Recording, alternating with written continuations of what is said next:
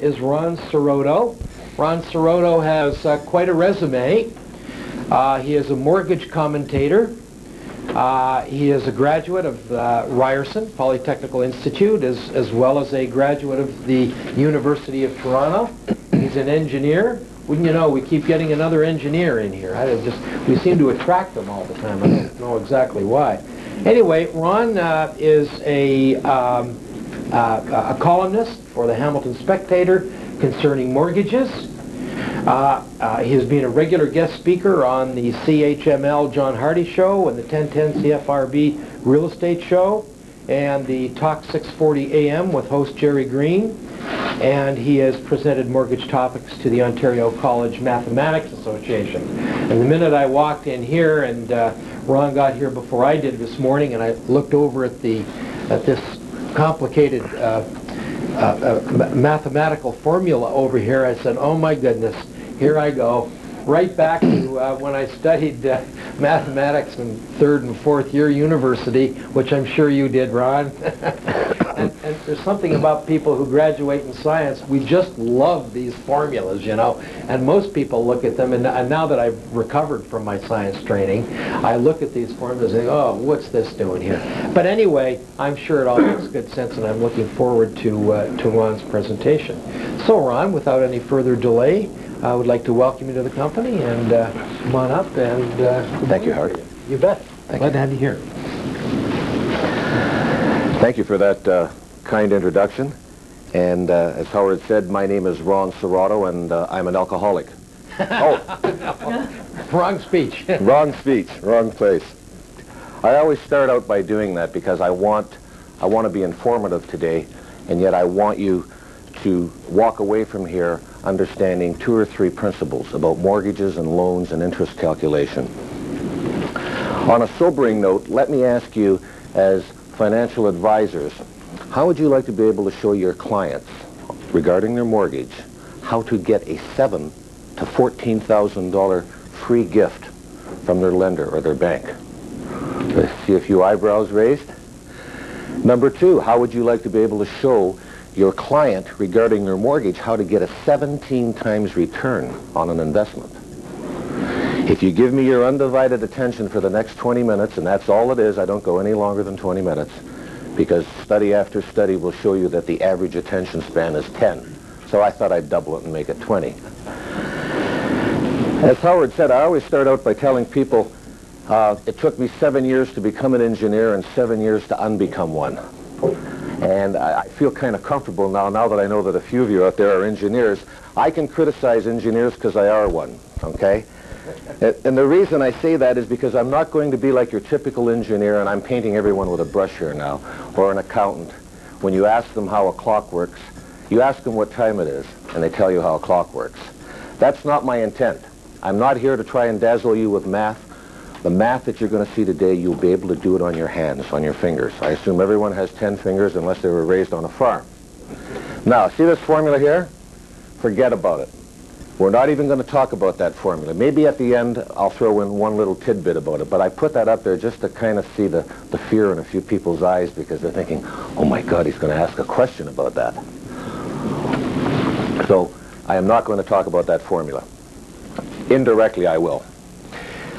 I want to give you a brief introduction with areas that I feel that are important with mortgages and loans, and you'll notice I'm using the 2 words interchangeably, and by the end of this 20 minutes you'll know why. Mortgages, loans, and interest calculations. The old adage is certainly true that there is nothing new under the sun. As early as 450 BC, Nehemiah, the governor of Jerusalem, had to revise the usury laws because there were lenders out there that were using shady methods and gouging the borrowers for extra interest. That's 2,500 years ago. So it's not unusual, and you know, as we look to the big 6 club today that made, you know, the $1 billion in profits, there's nothing new under the sun. It's been going on for a long time. Now let's make a big jump in time to the year 1900, and that's kind of a fond date in my mind because it's created employment for me. That's the year that the infamous Interest Act was introduced in Canada. And to use the legal phrase, quote unquote, an act respecting interest. That's the Canada Interest Act. We then go to 1935, and that's when excuse me, blended payment mortgages became in style. Prior to that, your mortgages were paid every 6 months, or your loans were paid every 6 months. 1954, banks were allowed to enter the mortgage game. 1984, in my opinion, is probably the most dramatic improvement or milestone in the history of mortgage calculations, because that was the year, and I'll give them a plug, Canada Trust introduced the weekly payment mortgage plan. That was probably one of the most significant things that happened, and I couldn't believe it the very next day when it was introduced. The president then of the Toronto Real Estate Board was either quoted or misquoted, but said he was always a wee bit leery about gimmicks. I mean, I fainted when I read that article. The conclusion I got from that is this man is dead wrong and obviously did not understand the time value of money. And maybe that's a bit of a warning that you should apply a factor when you read the Toronto Star. And that's a political comment. We understand that. 1992. 1992, the Ontario government actually really impressed me. They came out and revised the Mortgage Brokers Act. Two important things came out of that revision. I mean, they could have done quite a few other things, but they didn't. They stopped short, but out of their revisions, two important things happened. Number one, a mortgage broker, when he arranges a mortgage between a borrower and a lender, within 72 hours, he must provide an amortization schedule to the client, to the borrower. Point number two, and this has all sorts of ramifications tied in even with your business. The impact or the effect of the mortgage broker's fees must be disclosed in the mortgage showing the effective interest rate. Now that is very important, and I'm going to dwell on that a bit today at the end, and hopefully if there's some questions in the question and answer period, we can discuss a little more about effective interest rates.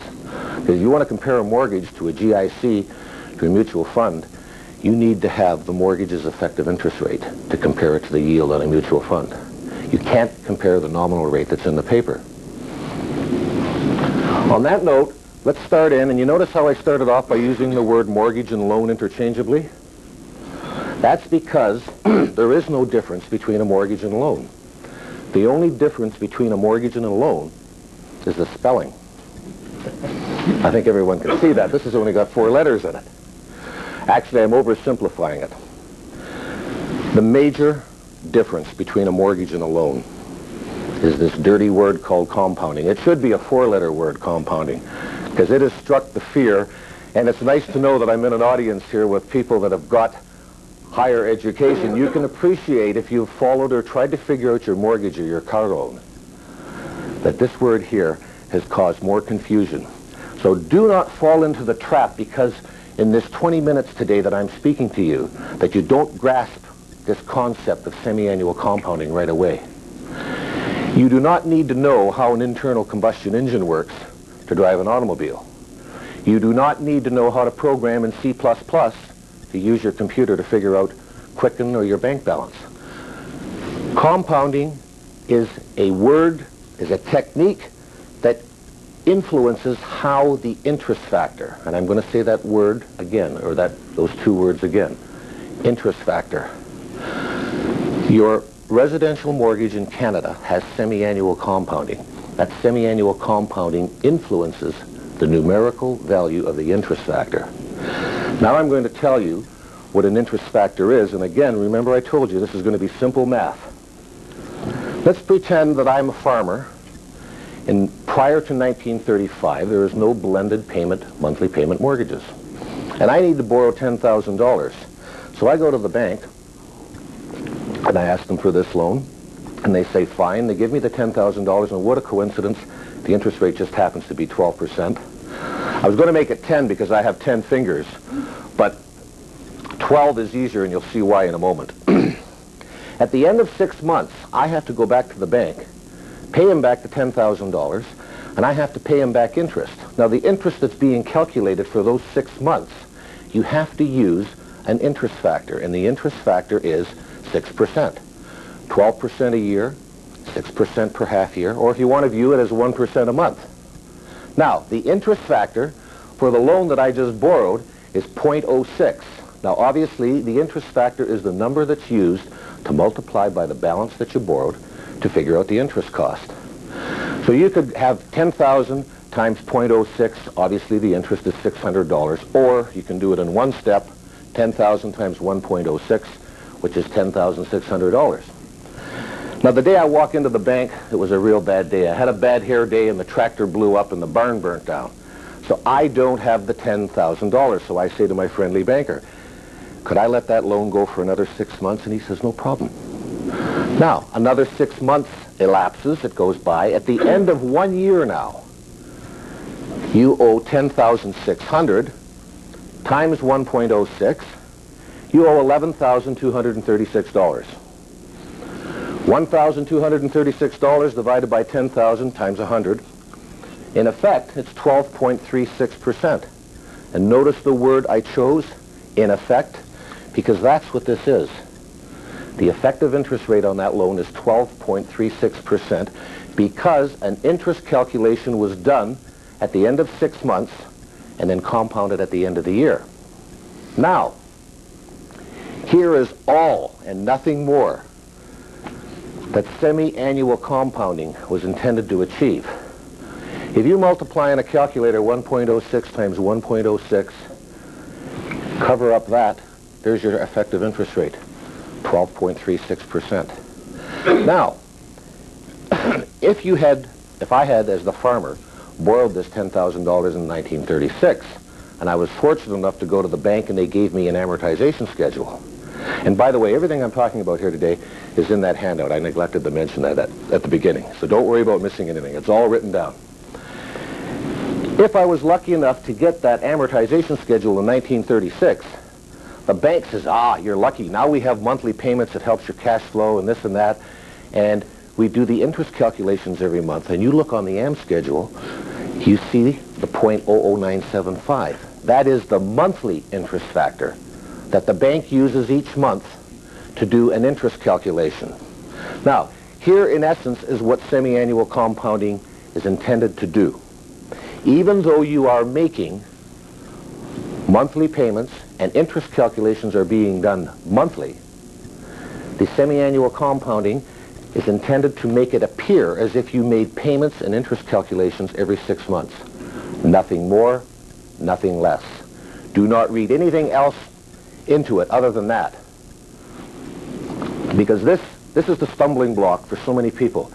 They get bogged down on this part of a mortgage or a loan, the compounding, and their mind shuts off and they don't pay attention to the rest of the wonderful things you can learn about a mortgage and a loan, as you'll see in a moment.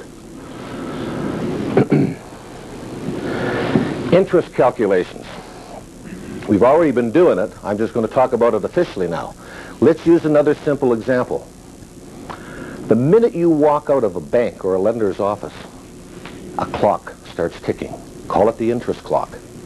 If you borrowed $100,000, again, 12% a year, 1% a month. Now for a moment, forget about the compounding. Let's just view the monthly interest factor as 1%, which is 0.01. At the end of 1 month, the borrower owes the bank 0.01 times 100,000, $1,000 in interest.